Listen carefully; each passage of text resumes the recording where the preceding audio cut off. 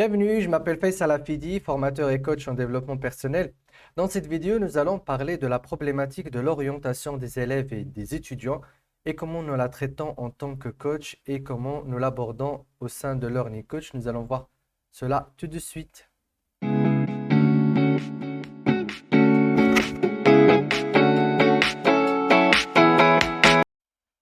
Alors tout d'abord, si on parle d'orientation, de quoi parlons-nous?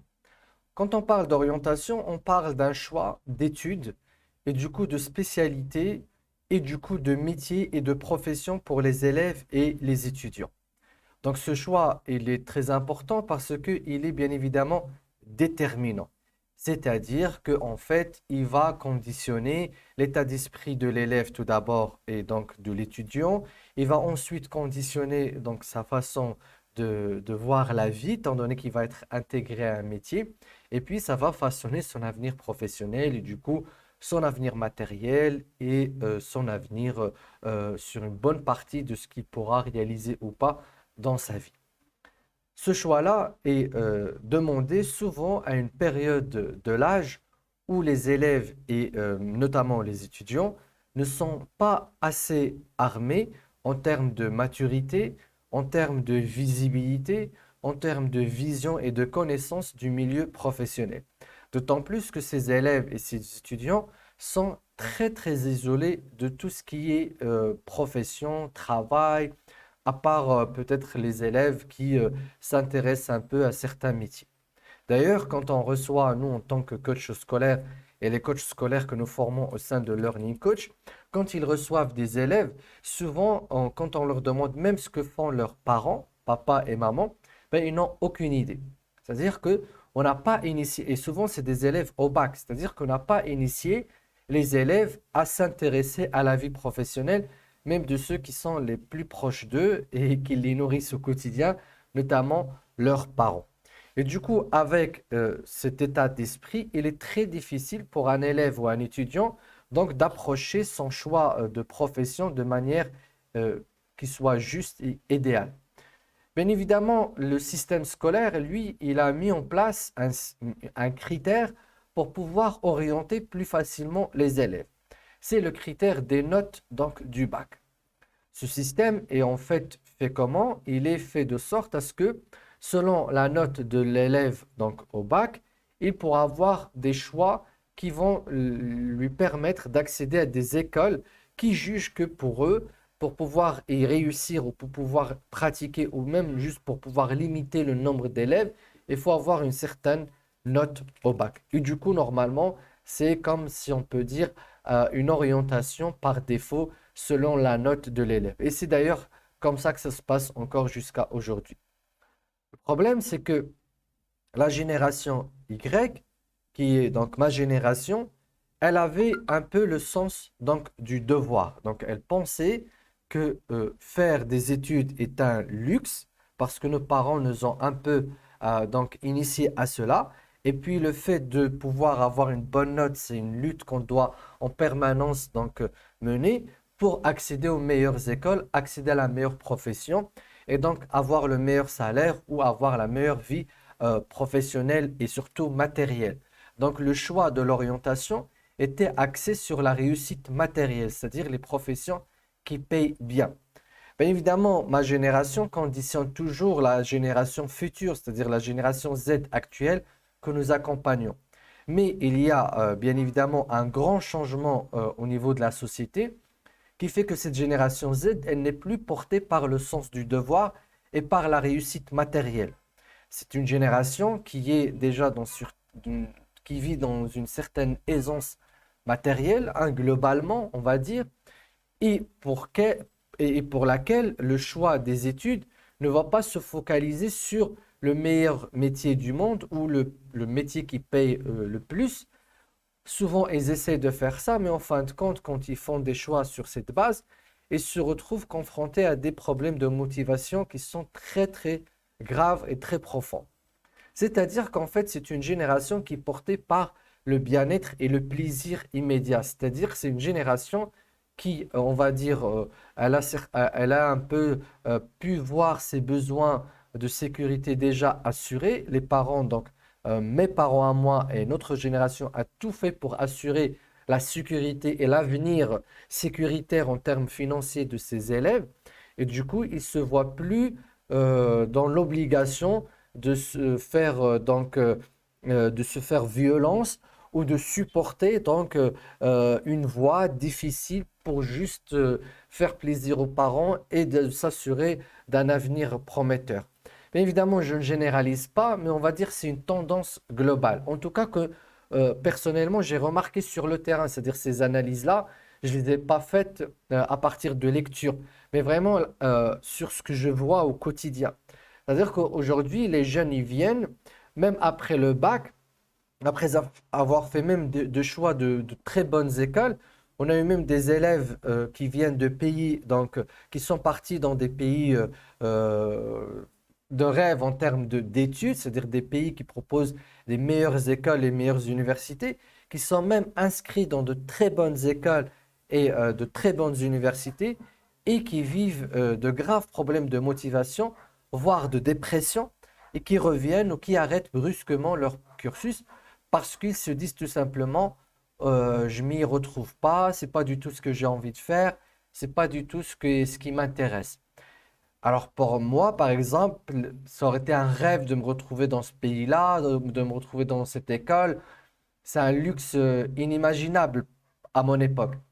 Mais pour leur époque, non, c'est juste un acquis et puis ça me plaît pas, j'arrête et c'est tout. Et du coup, le problème d'orientation se pose.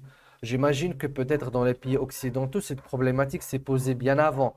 Peut-être que chez nous, au Maroc, ça se pose avec cette génération actuelle.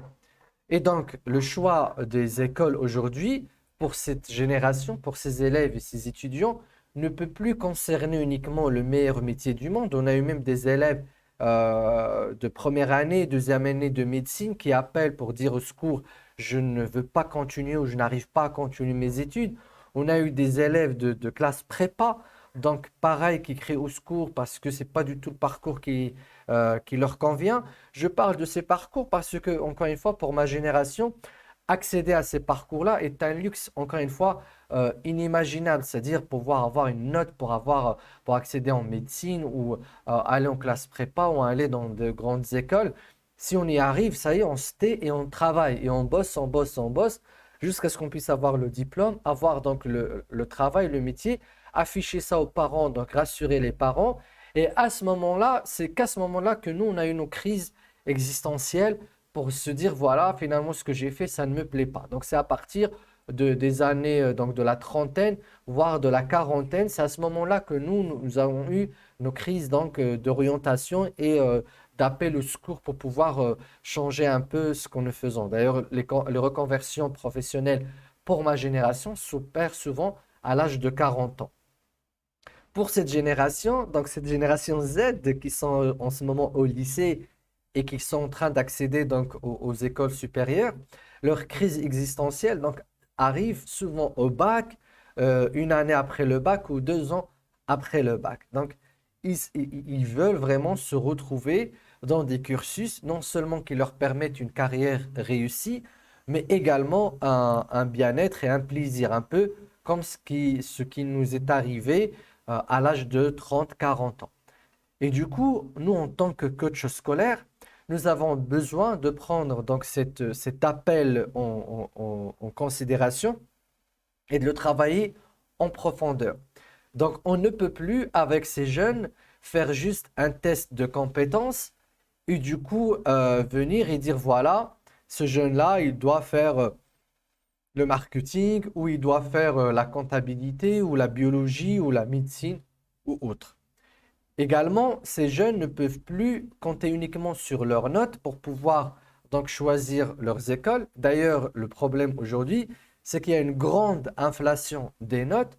En même temps, certaines écoles supérieures, avec la présence dans des écoles privées supérieures dans pratiquement maintenant tous les domaines. Par exemple, au Maroc, nous avons maintenant des universités privées, donc qui ouvrent l'accès à toutes les disciplines qui étaient inaccessibles auparavant qu'à des notes vraiment très élevées. Je parle par exemple de l'architecture. à laquelle on ne pouvait pas accéder si on n'avait pas un 17, un 18 sur 20 en bac. Aujourd'hui, on a des universités privées qui proposent donc des cursus d'architecture avec beaucoup moins d'exigences, ou en tout cas avec la chance au moins de passer un concours et de ne pas compter sur uniquement la note, chose qui est extraordinaire. Nous avons aujourd'hui plusieurs facultés de médecine privées qui ouvrent l'accès également assez facilement, on va dire, aux élèves, aux étudiants qui voudraient quand même faire ce métier, même s'ils n'ont pas été avantagés par les examens du baccalauréat. Et du coup, avec cette pléthore de choix, on peut se dire que les élèves commencent à vivre ce qu'on appelle le paradoxe du choix d'un côté, donc la paralysie du choix. Quand on a le choix de faire un peu de tout, donc c'est là où on n'arrive plus à faire le choix. Et en même temps, le désir de pouvoir donc déjà s'orienter vers une profession qui va leur procurer un bien-être professionnel, au moins un bien-être professionnel, ou un bonheur professionnel, voire même un lifestyle. Donc, ce que je dis aux jeunes, c'est ce qu'ils exigent aujourd'hui. Donc, un style de vie adéquat par rapport à leurs désirs et tout en prenant en considération, bien évidemment, la réussite financière qui n'est pas souvent une grande priorité pour ces jeunes. Du coup, nous, en tant que coach scolaire, nous avons besoin de faire un travail de fond et non plus qu'un travail de forme. Quand on voyait, donc jusqu'à aujourd'hui encore, malheureusement dans le système scolaire, il y a des orientateurs et bon, des personnes qui travaillent dans l'orientation. Certes, ils font un travail énorme donc d'information, mais souvent, ils laissent les élèves sur leur faim parce que les élèves aujourd'hui n'ont pas besoin de beaucoup d'informations. Alors nous, quand on avait notre conseil d'orientation, c'est vraiment la porte vers l'avenir.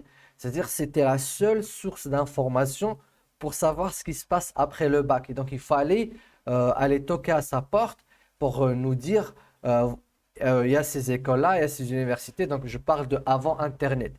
Après l'Internet, maintenant le conseil d'orientation, il doit passer à autre chose.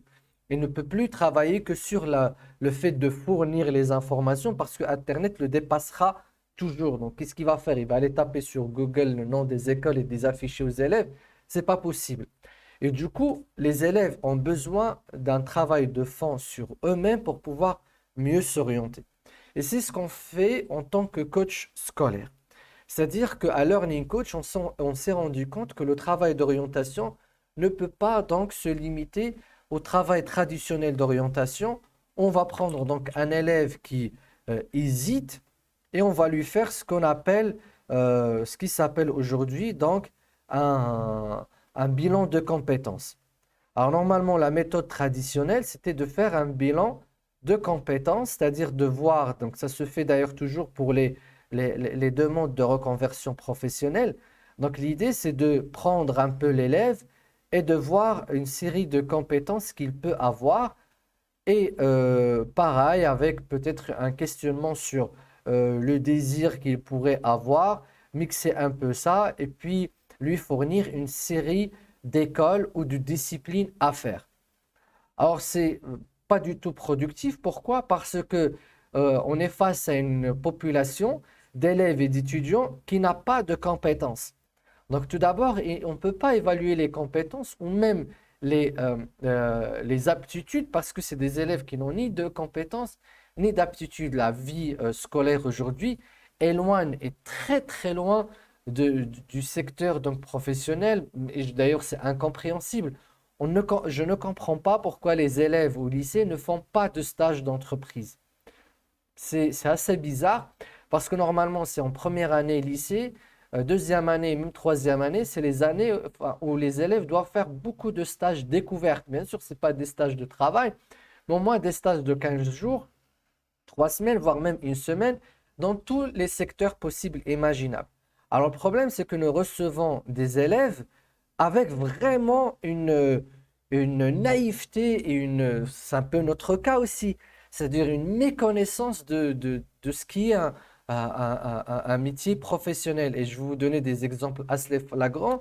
J'ai reçu des élèves qui ont des parents, par exemple, même dans les métiers de profession libérale, avocats, médecins, notaires.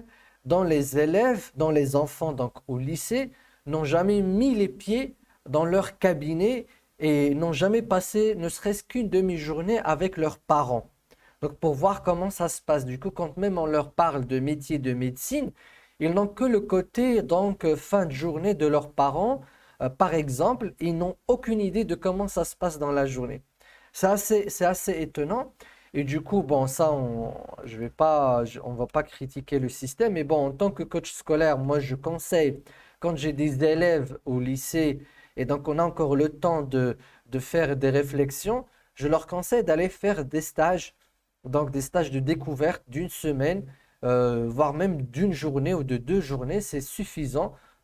Enfin, il faut que ce soit quand même des journées standards et qui donnent une illustration du métier. Comme ça, les élèves ne tombent pas sur de mauvaises journées d'une profession et du coup la détester. Mais vraiment faire des journées de travail, c'est-à-dire les élèves souvent ne font pas la différence entre un cadre et un employé, ne savent pas ce que c'est qu'une entreprise. Euh, Souvent, les élèves ne savent pas ce que c'est qu'une réunion d'entreprise. Ils ne savent pas ce que c'est qu'un travail de bureau et un travail de terrain. Quand je leur dis, quand on veut se projeter dans l'avenir, est-ce que tu veux un travail de terrain ou tu préfères plus un travail de bureau? Aucune idée parce qu'ils ne savent pas ce que c'est qu'un terrain. Est-ce que c'est pas ce que c'est que travailler sur le terrain, c'est-à-dire faire des métiers, on va sortir régulièrement, on va être plus dehors qu'à l'intérieur et ainsi de suite. Et du coup, c'est vraiment dommage. Bon, ça nous fait donc arriver à notre réflexion que nous ne pouvons pas faire ni un bilan de compétences, ni vraiment un questionnement sur les désirs. Pourquoi? Parce que pareil, on ne peut pas désirer quelque chose que nous n'avons pas vu ou vécu ou remarqué. Du coup, déjà, donc, faire des tests comme ça à la va-vite ou par ordinateur et donc juste poser 30, 40, 50 questions et penser vraiment mixer les questions pour pouvoir découvrir l'orientation de l'élève, c'est quelque chose d'assez compliqué. D'ailleurs, quand je reçois des élèves qui ont fait ces démarches, on leur donne souvent donc des orientations dans des domaines complètement différents. Alors, je cite le marketing parce que c'est ce que j'ai en tête récemment. Dans quel cas à qui on a dit marketing, allez, on va dire ingénierie et peut-être, je ne sais pas, médecine. Alors vous voyez que ceux-là, ce sont en fait des vies différentes, ce sont des mentalités différentes et chaque métier ici va donc imposer à l'élève non pas seulement un style de vie, mais un état d'esprit et un conditionnement pour lequel est-ce que l'élève est prêt à se soumettre ou pas. Du coup, ça rend la problématique de l'orientation assez complexe et assez profonde. Mais encore une fois, en tant que coach et en tant que coach scolaire et à learning coach, on a une approche assez systémique et assez globale pour pouvoir aider l'élève à se retrouver dans ces choix multiples. Alors tout d'abord, nous allons redéfinir qu'est-ce que c'est que l'orientation. De quoi parle-t-on quand on parle de l'orientation? Quand on parle de l'orientation, on parle en fait d'un avenir professionnel lointain. Donc, c'est qu'est-ce que je veux faire de ma vie dans l'avenir. Et cet avenir professionnel lointain, donc qui va se manifester d'ici quelques années pour un élève, du coup, déjà on considère les études qu'un moyen pour pouvoir accéder à ce style de vie et à cette façon de vouloir vivre au quotidien. Et du coup, pour pouvoir donc avoir ce style de vie, il va falloir donc aller chercher dans certains aspects pour lesquels les élèves seront prêts ou pas. C'est-à-dire, est-ce que l'élève sera prêt, par exemple, à vivre dans un certain rythme de travail qui sera soutenu avec des horaires fixes dans un même endroit et avec une certaine régularité? Est-ce qu'il se voit dans ce genre de vie ou est-ce qu'il se voit dans un autre style de vie où il doit lui-même concevoir ses horaires, travailler plus librement, mais peut-être plus intensément et peut-être avec un peu plus de stress et un peu plus de prise de risque ou de responsabilité?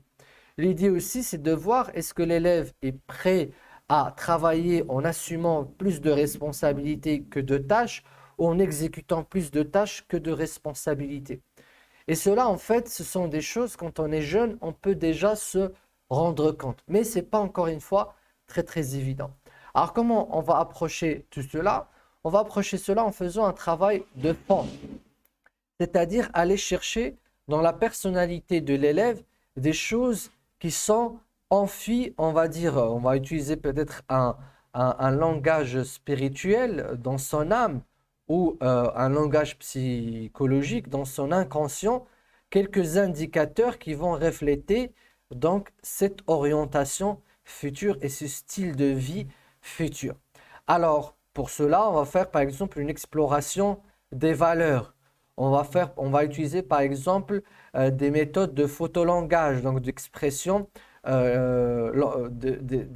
photographique pour pouvoir donc faire un peu sortir ce qui se passe dans l'inconscient. On pourrait utiliser des exercices hypnotiques, donc pour pouvoir accéder à l'inconscient donc de l'élève et de ressortir un peu ce qui est caché dedans.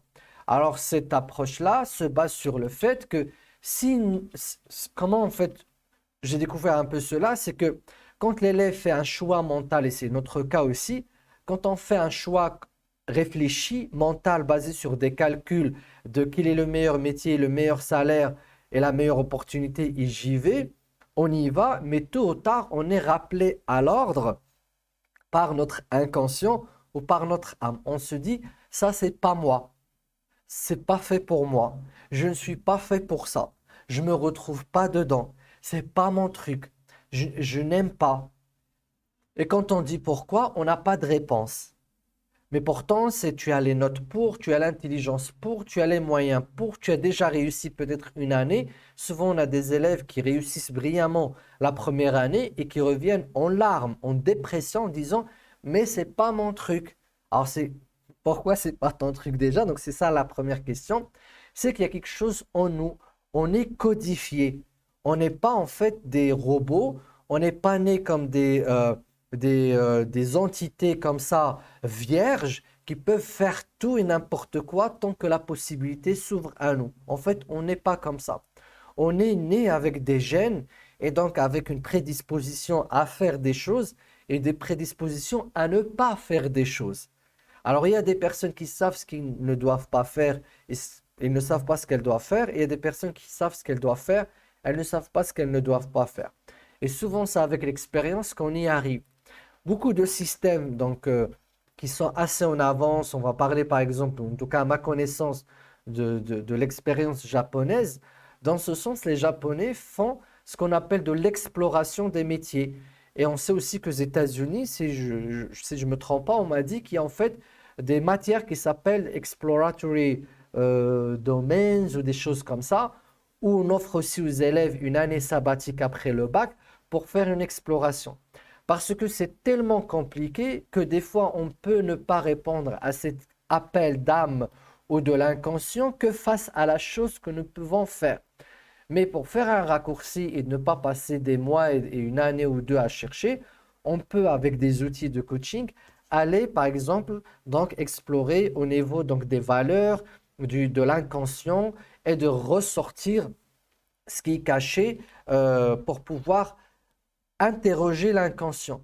Notre inconscient et notre âme a une avance sur notre mental. On- c'est un peu notre code génétique, mais qui est enfui en nous. Donc, on fait un travail d'introspection avec les élèves et les étudiants et ça marche très bien. Donc, nous avons un programme de coaching sur quelques séances où nos coachs scolaires donc, vont faire l'exploration donc, de pas mal d'aspects à travers un questionnement et à travers des exercices qui font ressortir ce que l'élève voudrait faire ou comment il se voit vivre dans l'avenir. Et du coup, on voit les élèves qui sont très orientés carrière, qui sont très orientés argent, qui sont très orientés famille, qui sont très orientés style de vie, qui veulent avoir une vie très intense professionnellement, moins intense professionnellement, qui sont dans l'aide aux autres, qui sont plus dans la conception matérielle de quelque chose. Donc, on ne pense pas études et on ne pense pas école. on pense comment je voudrais passer ma journée. C'est-à-dire, j'aurais aimé qu'on me pose cette question quand j'étais élève. Comment tu as envie de passer ta journée? C'est pour ça c'est dommage quand les élèves ne passent pas des stages. Alors, je leur demande d'aller voir des membres de leur famille qui ont des journées qui ressemblent à la leur et de voir, de s'approcher d'eux, de voir comment ils travaillent et de voir est-ce qu'ils ont envie de passer ce genre de journée. J'ai une histoire qui m'a toujours marqué il y a plus de 10 ans. J'avais fait une conférence dans une faculté de médecine, je crois. Et une année ou deux, il y avait une médecin donc, qui m'a appelé, qui appelé au secours et m'a dit, voilà, j'ai eu mon doctorat de médecine, je commence à exercer et là, je déteste mes journées. J'ai dit, ah bon, pourquoi? Elle m'a dit, tout simplement, j'aime pas les gens qui se plaignent toute la journée. J'ai dit, mais c'est ton métier, c'est ta profession. Elle m'a dit, mais bizarrement, je ne supporte pas ça. Alors, je lui ai dit, qu'est-ce que tu avais voulu faire auparavant? Elle m'a dit, j'ai toujours voulu travailler sur du matériel, sur des ordinateurs, dans l'informatique. Je n'aime pas l'humain. Je n'aime pas entendre l'humain. Je ne supporte pas la souffrance des humains. C'est pas quelqu'un d'insensible, mais c'est quelqu'un de très sensible. Et donc, vous voyez, alors je lui dis, mais comment ça se fait que tu as fait tout ton parcours jusqu'à aujourd'hui et tu savais très bien à quoi tu dois t'attendre? Alors, elle m'a dit, en fait, non, j'étais concentré sur ma réussite scolaire. Même si j'étais en médecine, je passais des stages, mais je n'ai jamais pensé à ma journée de travail. J'ai toujours pensé réussir l'année, avoir de meilleures appréciations de mes professeurs, passer de meilleurs stages, à faire de meilleures prestations parce que je voulais avoir de très bonnes notes. Je ne voulais pas forcément entendre les gens se plaindre, mais je les soignais quand même parce que je voulais avoir une bonne note. Maintenant que je n'ai plus ces contraintes-là et que je suis livré à moi-même, bah, je déteste ce travail. Vous imaginez, c'est-à-dire on peut vraiment rester sur cette phase-là où on pense que l'orientation, c'est une histoire d'études, c'est une histoire de choix d'études. Et souvent, les parents, le système scolaire est focalisé sur cette partie-là. Donc, que faire comme études pour faire quoi comme profession? Alors que la génération Z aujourd'hui, elle est plus focalisée sur le style de vie. Et du coup, bon, c'est des gens qui n'ont plus des modèles comme nous, donc très limités et très éloignés de nous. Quand on avait nos idoles, des musiciens, des acteurs, des sportifs, on savait qu'ils étaient loin de nous. Donc on les avait comme idoles, mais pas pour le côté donc, professionnel et style de vie. Aujourd'hui, la génération Z étant sur des réseaux sociaux, euh, a des idoles qui sont très proches d'eux. Donc souvent, la limite d'âge n'est pas très importante. Et ces idoles ne sont plus de grandes stars donc hollywoodiennes, mais c'est des stars de la ville, des stars du pays. C'est des gens qui souvent illustrent le fait qu'ils sont partis de rien, qui font de l'argent à travers des activités très simples, qui arrivent à croiser fortune et style de vie. Bon, est-ce que c'est toujours vrai ou pas? Bon, ça c'est une autre question. Est-ce que c'est le seul moyen de vivre aujourd'hui ou pas? Mais certainement, ces influenceurs ont un grand impact sur ces jeunes, rien que pour le fait de les orienter vers le style de vie. C'est-à-dire qu'aujourd'hui, les jeunes vous disent plus, j'aimerais faire tel métier, j'aimerais faire tel travail, mais j'aimerais habiter dans une telle ville, j'aimerais avoir tel appartement, j'aimerais avoir telle décoration. Donc, ils sont déjà projetés dans des détails matériaux et qui sont plus orientés vers l'esthétique que vers tout simplement le gain financier. Et donc les études pour eux, c'est une étape dépassée. Aussi, c'est des élèves qui sont très assistés dans la partie donc lycée, donc beaucoup d'heures supplémentaires, beaucoup de soutien pour pouvoir donc réussir les examens. Donc pour eux, faire des efforts pour étudier intensément, c'est pas une question qui se pose. Ils s'attendent à être aussi assistés. Donc c'est pas un défi les études. Et du coup, c'est pas du tout une priorité pour eux.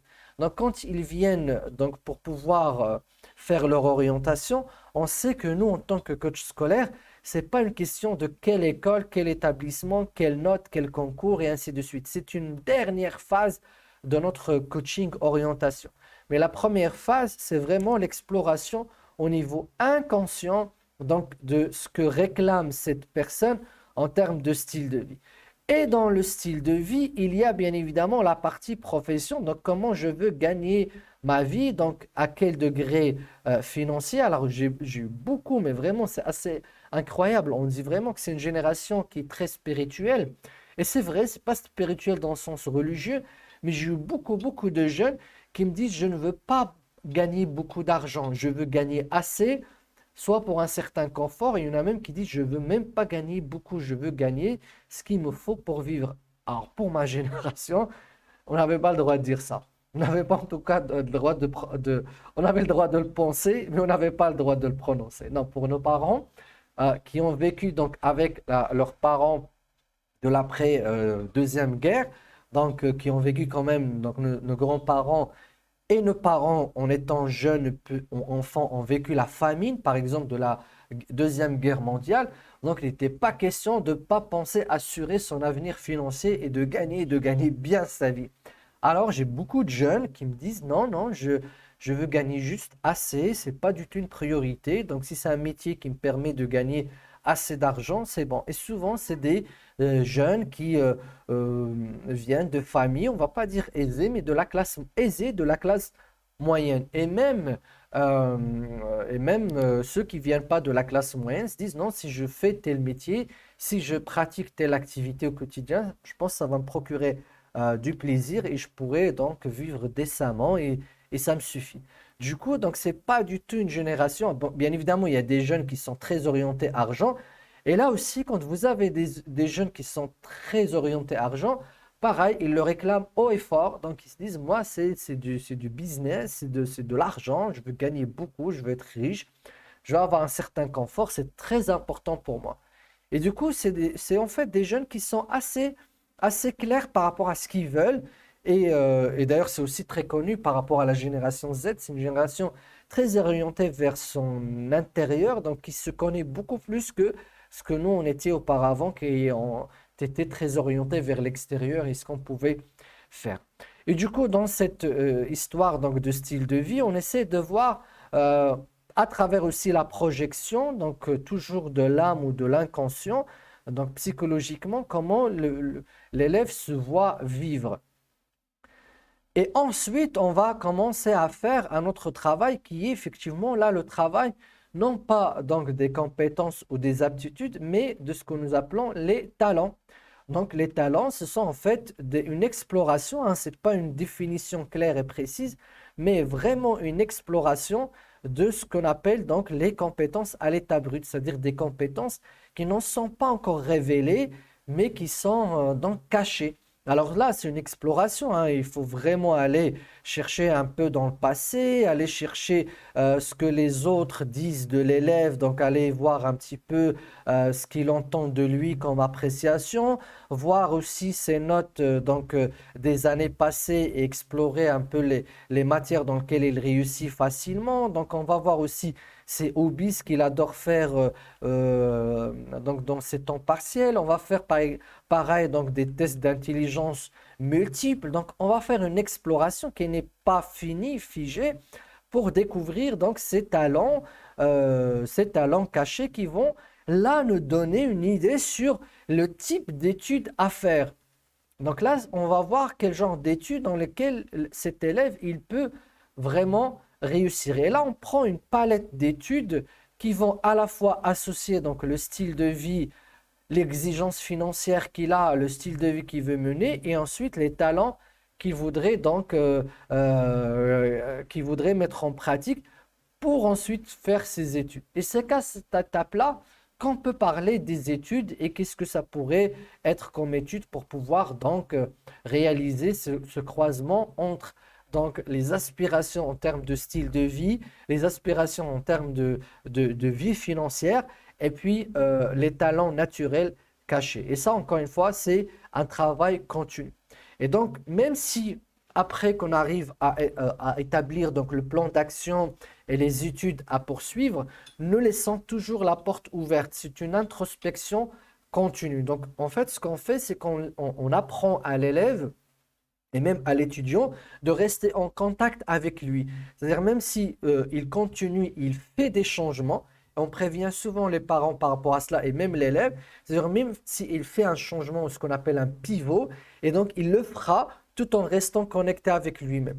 Et ce qui est très important ici, c'est à dissocier tout ce travail-là du- de ce que la société fait, c'est-à-dire tout le travail du conditionnement donc cérébral, où on fait donc des calculs, des réflexions pour dire fais ça et ne fais pas ça. Donc on essaye de vraiment enlever cette partie de chez l'élève ou l'étudiant, et ça c'est la partie des fois difficile parce que beaucoup d'élèves qui souffrent aujourd'hui de problèmes d'orientation, c'est à cause du conditionnement, c'est-à-dire soit ils sont conditionnés à faire certains métiers ou à aller vers certaines directions.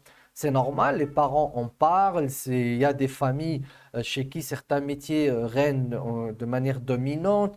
Dans certaines familles, avoir des diplômes dans certains domaines ou un niveau d'études est quelque chose de valorisé. Donc l'élève baigne dans cela depuis des années, et puis donc il reste conditionné par rapport à cela. Et d'ailleurs, c'est pour ça qu'ils viennent à l'orientation, parce que là, le conflit interne est très intense entre toutes ces choses-là qui, eux, réclament. Donc, nous, on va rien imposer à l'élève. On découvre tout ça. Ça, c'est l'architecture de cet inconscient de l'âme où tout est caché, et les réflexions et les pensées donc imposées souvent involontairement. Les parents nous disent, mais vraiment, moi, je n'ai rien imposé à mes enfants, mais quand ils viennent, les enfants au coaching, ils nous disent non, non, je veux faire plaisir à mes parents, ou mes parents ne voudraient pas faire ceci ou cela, alors qu'en fait, c'est normal, c'est parce qu'ils entendent les parents à longueur de journée, et souvent, quand c'est aussi des parents très passionnés par leur métier et par leur profession, alors cette passion, elle a tendance à être contagieuse et à vouloir donc la transférer aux enfants, même de manière involontaire. Et donc, c'est ce conflit-là qui existe entre cette tension de l'inconscient ou de l'âme qui se voit maintenant prête à aller vers la direction qu'elle voudrait, et les idées imposées par la société et l'entourage. Donc, déjà, on fait dans ce coaching-là, c'est pour ça qu'on le fait sur plusieurs séances, un travail pour séparer les deux et expliquer qu'un conditionnement, ce n'est qu'un conditionnement, ce n'est pas la vérité absolue, et que l'élève doit rester connecté avec lui. Et donc, même s'il fait des changements et des transformations, il les fera en connaissance de cause, en ayant cette communication interne qui se déclenche après donc ces séances de coaching. C'est pour ça ces séances de coaching, des fois, même en travaillant que sur l'orientation, crée des transformations énormes chez les jeunes, parce que il y a une paix intérieure qui s'installe, il y a une ouverture qui commence à se mettre en place, il y a une canalisation, ce qu'on appelle en développement personnel, donc un alignement, ce qui est très dur chez nous, les adultes qui ont vécu beaucoup d'expériences, et qui sont vraiment très très conditionnés, étant des jeunes encore frais et encore pas trop conditionnés. Donc, quand ils vivent cet alignement, eh bien tout coule, tout va de soi, les études commencent à s'améliorer pour eux, les notes s'améliorent également. C'est en tout cas des choses qu'on a remarquées sur le terrain. On ne s'y attendait pas. Donc, les jeunes commencent à se retrouver plus en cohérence avec eux-mêmes, et surtout qu'ils vivent aussi dans ce coaching un moment de reconnaissance et de connaissance. Donc, connaissance d'eux-mêmes et de reconnaissance d'une personne externe, d'une partie d'eux dont ils n'osent jamais parler ou évoquer. Vous n'avez qu'à penser à votre propre choix quand vous étiez jeune. Alors, j'imagine, si vous me regardez, vous faites partie de ma génération, vous êtes très jeune. Donc, et puis, donc, vous n'avez qu'à penser à votre choix. Il n'a pas été fait en connaissance de ce qui vous êtes et ce que vous voulez faire vraiment. En tout cas, si vous êtes sur cette vidéo et vous voulez faire du coaching et vous voulez devenir coach ou coach scolaire, certainement vous êtes en reconversion professionnelle. Donc, certainement, vous avez fait un choix qui ne vous correspond plus, on va dire, hein, pour être politiquement correct. Par exemple, pour moi, j'ai fait un choix qui me correspondait. J'ai adoré la biologie. J'ai adoré ce domaine, j'étais très passionné, mais je n'ai pas apprécié le travail quotidien donc, de la recherche face auquel j'allais être confronté. Donc c'est à ce moment-là que j'ai arrêté. Du coup, l'idée, c'est ça, c'est de voir quel genre de vie quotidienne qu'on voudrait donc mener, et ce travail de coaching permet parfaitement de le faire. Alors, vous allez me dire, mais certaines personnes, dans les années 70 surtout, les années 80, n'avaient pas ce problème d'orientation. Et c'est vrai, Durant cette période, il n'y avait pas ce problème. Pourquoi? Parce que le travail d'introspection était très facile à faire à cette époque. Donc, c'est une génération quand même qui était assez connectée avec elle-même, mais il y avait ce sens de devoir donc, que les gens ont su se tenir durant cette période. Donc, quand on avait accès à quelque chose, on s'y tenait et on terminait nos projets. Et du coup, comme je l'ai dit au début de cette vidéo, c'est une crise existentielle qui a juste reculé et qui aujourd'hui se manifeste au lycée ou aux premières années à l'université. Donc voilà tout ce que j'ai à dire par rapport à l'orientation. Si vous avez des questions, n'hésitez pas à les poser en bas de cette vidéo. Et donc je vous donne rendez-vous avec une autre vidéo sur le coaching et le coaching scolaire. Et si vous êtes intéressé par une formation de coach de vie ou coach scolaire et pour voir vous-même accompagner donc les élèves et les jeunes étudiants à se retrouver dans ces choix multiples et à rentrer en cohérence avec eux-mêmes, vous pouvez cliquer sur le lien en bas de cette vidéo et demander un entretien pour pouvoir donc vous contacter et voir si vous êtes fait vous également pour cette formation et pour ce métier. Je vous dis à très bientôt. Ciao, ciao.